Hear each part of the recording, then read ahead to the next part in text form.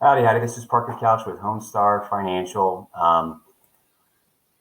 Maybe if you're watching this, you've already seen the news, but the Fed, after years of keeping money, if you look at my mouse down here, keeping the Fed's rate at 0%, has decided to officially, just like we've been anticipating, they are increasing by 0.25.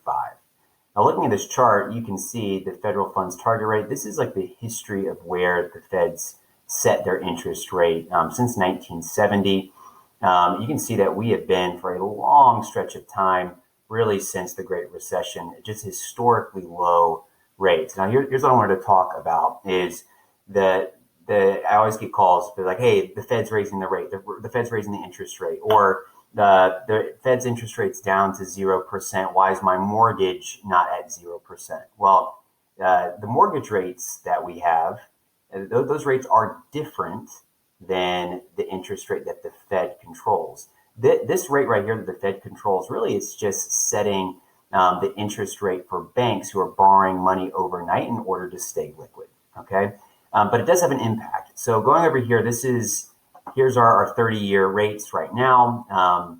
You can see that June 2017 is when my chart starts.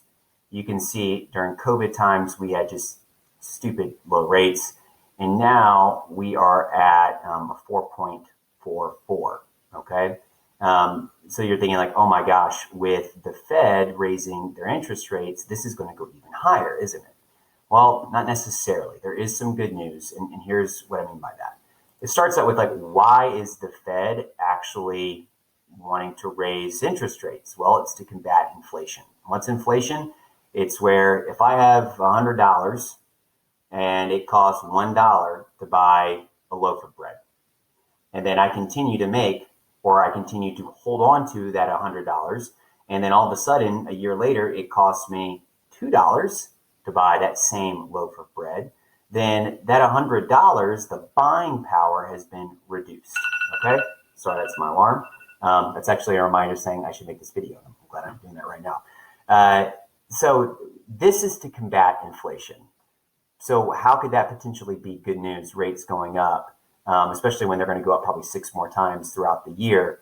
How in the world, if that's going to fight inflation, could that be potentially good news for the mortgage? Well, first, we've got to get inflation under control. And by getting inflation under control, that will hopefully, especially if mortgage rates are going up, that will hopefully help cut off some of the insanity that's happening in the housing market right now, with prices continuing to skyrocket and us not having enough inventory.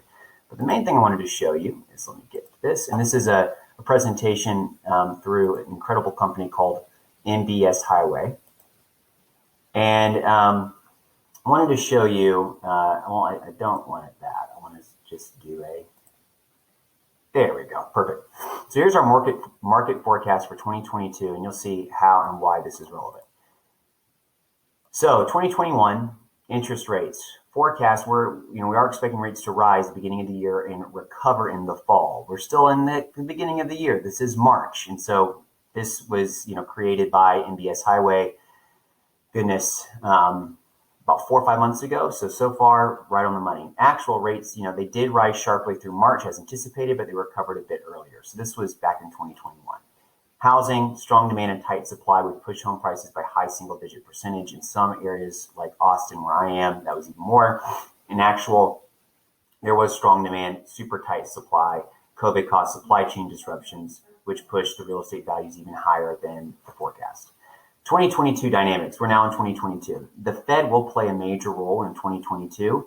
They're going to taper the amount of bonds that they're buying. They're going to increase rates, which we officially saw today, and then a balance sheet runoff. This is going to impact our equity markets, drive interest rates, so on and so forth. I'll make sure I post a link to this PowerPoint presentation. But this is the main thing that I want us to do a dive into, is the history, because the history of the Fed's actions is going to give us a clue as to what their current actions are going to do now. So 1970s, you had Arthur Burns. He ignored inflation, which was rising rapidly. He insisted that inflation would be transitory. This should sound familiar. Year-over-year inflation ballooned from 7% in 1970 to 14% by the time you left in 1980. If you've ever seen any movies, or maybe you lived through the late 70s, that's where we had the oil crisis, the gas runs, and just inflation was out of control. It made us go into a recession.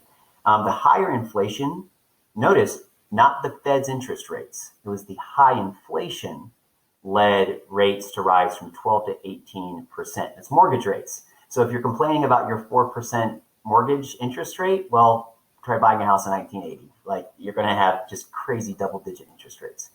Then in 1980, you had Paul Volcker. This is different than mortgage rates. He hiked the federal funds rate from 11 to 20% in just 2 years. Inflation dropped from 14% to 5%. That's good. Because inflation dropped, mortgage rates sharply declined from 18% towards to 12%.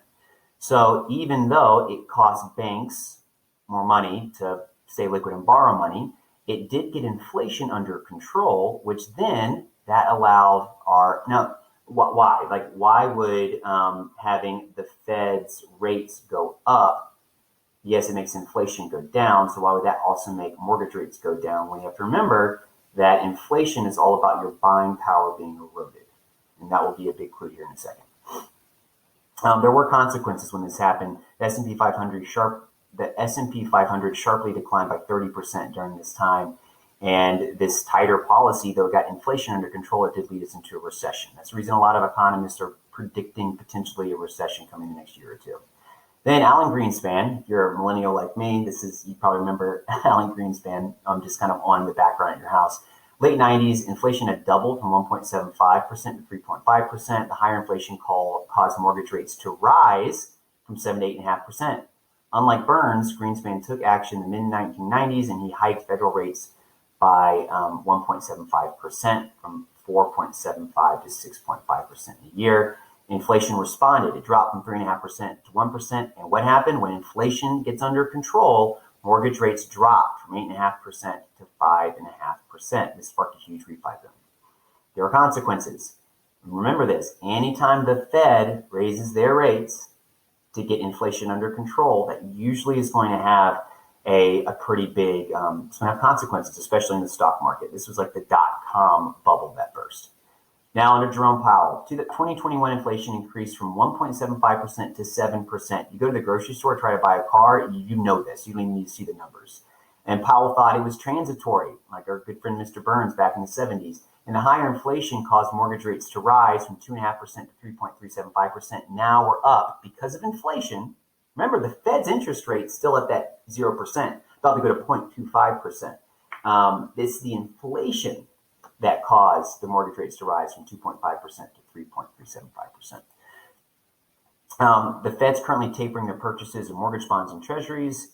They're done tapering in March. They will begin hiking in May, and the Fed's targeting 3 rate hikes. We now know that it's actually going to be 6.